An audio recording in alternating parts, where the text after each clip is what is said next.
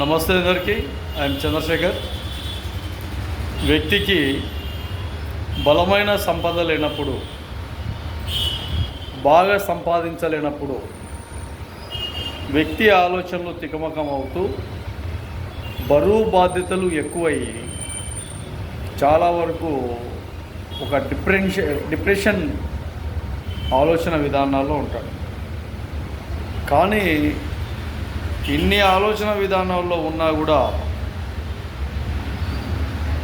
తను ఏ రోజు కూడా కుటుంబం పైన కానీ కుటుంబంలో కానీ ఎక్కడ కూడా ఎప్పుడు కూడా వాళ్లకు ఇబ్బందులు కలగజేయకుండా తన జీవితాన్ని, తన జీవనాన్ని, తమ ఫ్యామిలీని ఇబ్బందులకు గురి చేయకుండా ముందుకు వెళ్ళేవాడే మనిషి, మానవత్వంతో బలమైన